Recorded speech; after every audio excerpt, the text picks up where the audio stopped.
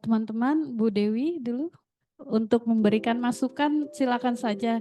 Tapi untuk yang pertama mungkin Bu Dewi dulu deh, Siap. masternya nih. Siap, terima kasih. Assalamualaikum warahmatullahi wabarakatuh. Yang kami hormati Ibu Armi, terima kasih kesempatannya kami dilibatkan untuk penjenjangan ini. Dan Bapak Ibu sekalian, Bu Feni terima kasih. Nah malah sebenarnya gini, kami kemarin setelah pertemuan tanggal 6 sudah langsung mencoba mengcascading. Kalau kami itu sudah sampai cascading ke CACF karena kami sudah punya matrik pembagian peran hasil sampai 10 ketua tim kerja. Nah, jika diperkenankan mungkin akan saya tampilkan di sini gitu ya.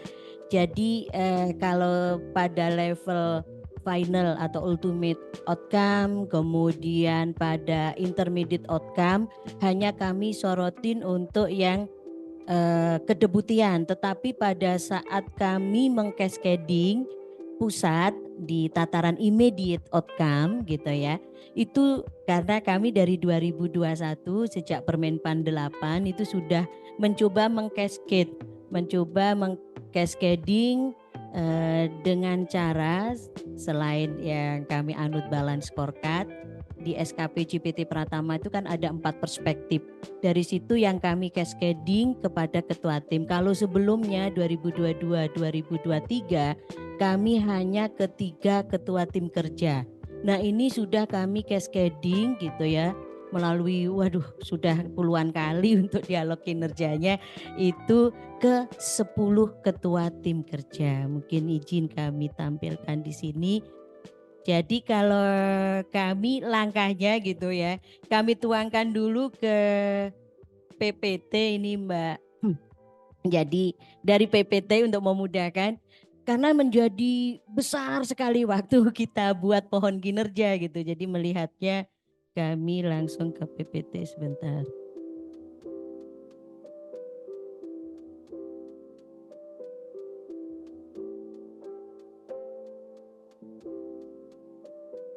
Bisa? Oke.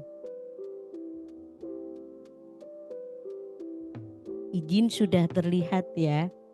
Nah, oke, kawan-kawan yang di Zoom mudah-mudahan terlihat. Ini kami cascading untuk pusat pengembangan kompetensi teknis dan sosial kultural berdasarkan Permenpan 89. Langkah-langkahnya kami ikuti ya, dari peta strategi yang ada di Renstra. Ini kan dari balance scorecard, pemangku kepentingan, stakeholder, kemudian bisnis proses, learning and growth. Nah, ada financial ya satu lagi. Ini kan kita terjemahkan, kami terjemahkan dalam seperti ini gitu ya awalnya. Tadi yang 4 tadi kami hanya menyoroti untuk CSF-nya, critical success factor-nya yang terkait dengan penyelenggaraan Bangkom dari sini. Nah ini ya, kualitas penyelenggaraan, kualitas tata kelola, konten, kurikulum, ini kan rohnya kalau kita menyelenggarakan. Izin Ibu, iya.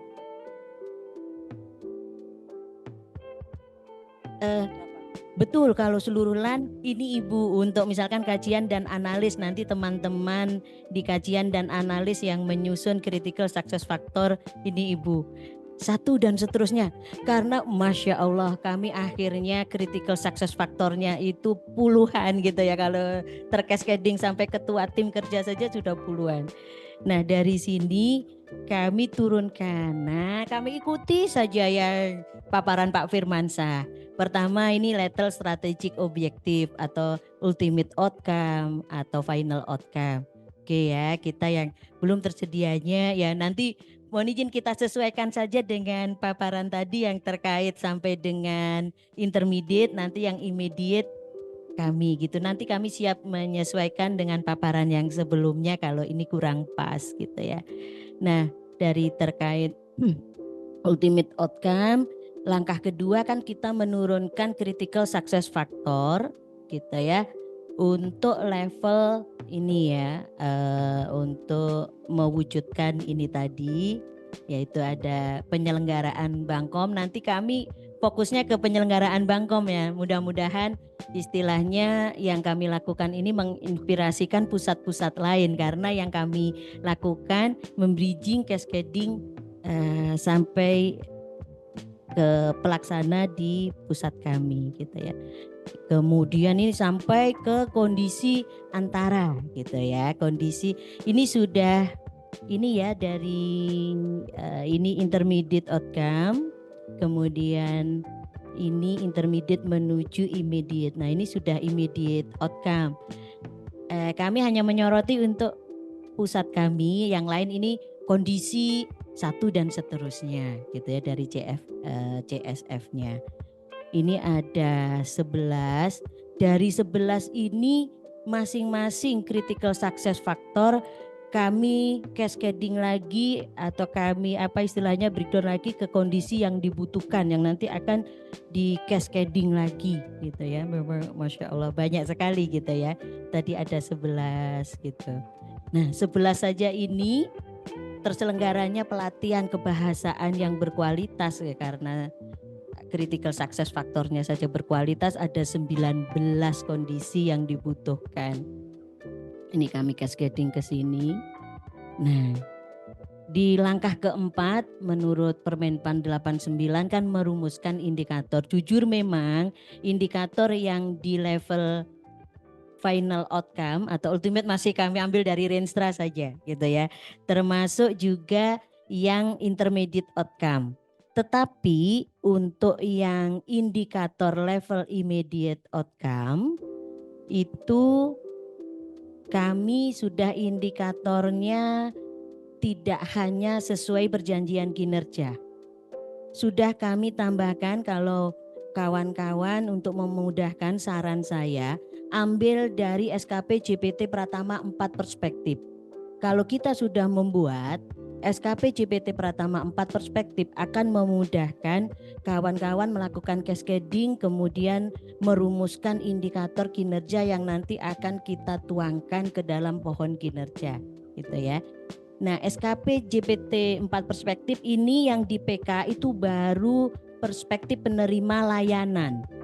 Kemudian kita tambahkan untuk perspektif lainnya. Ini ada kami ambilkan dari perspektif proses bisnis, kemudian penguatan internal, dan juga perspektif anggaran. Ini ya. Setelah sudah kami tuangkan ke dalam PPT ini gitu ya, untuk memudahkan, ini indikatornya segini banyak kawan-kawan ya. Jadi ini indikator satu istilahnya. Jadi tatarannya ketua tim itu sudah output kendali sedang. Setelah immediate outcome kita turun ke output kendali sedang. Oke. Nah, setelah dituangkan ke dalam banyak ya kawan-kawan ya. Nah, oke, ini nanti bahan bisa kami share. Kami tuangkan ke pohon kinerja dan langkah kelima gitu kan. Setelah cascading ada indikator dari ketua tim, cascading ke JF, itu sudah kami bawa ke matrik pembagian peran hasil. Nah, seperti apa, kami stop share dahulu untuk pohon kinerjanya.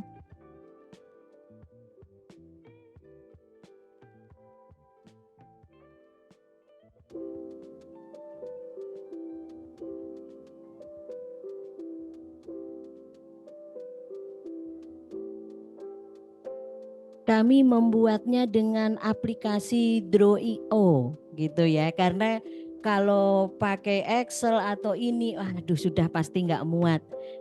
Kelebihannya dari Draw.io ini, berapapun yang kita butuhkan dia akan muncul lagi gitu ya. Jadi ini untuk pohon kinerjanya yang belum kami lengkapi dengan indikator yang tadi dari ini final outcome ini ke intermediate gitu ya. Nah, kemudian ke immediate. Ini kenapa panjang sekali saking banyaknya. Kalau dimunculkan dalam kecil seperti ini.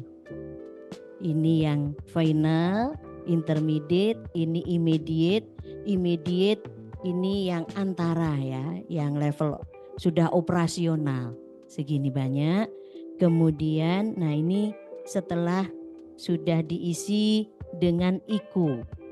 Nah, untuk yang per ketua tim kerja seperti ini banyaknya, yang paling banyak adalah yang penyelenggaraan pelatihan bahasa yang berkualitas ada 19. Ini yang dapat kami sampaikan. Jika berkenan bahan ini bisa kami share, termasuk di dalamnya sudah ada link-linknya. Nah dari sini belum berhenti Bapak Ibu, untuk cascading sampai dengan CF gitu ya, sudah tertampil ya.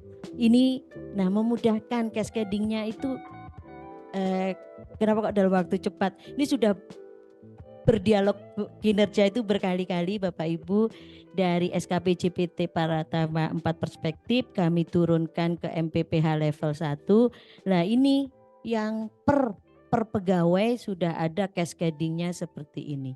Penggunaan bahasa, walaupun Pak Firmansyah mengatakan penggunaan bahasa bebas ya, tapi kami masih komit penggunaan bahasanya untuk level pegawai ini dan ketua tim itu sudah level bahasa output, karena output kendali tinggi dan output kendali sedang.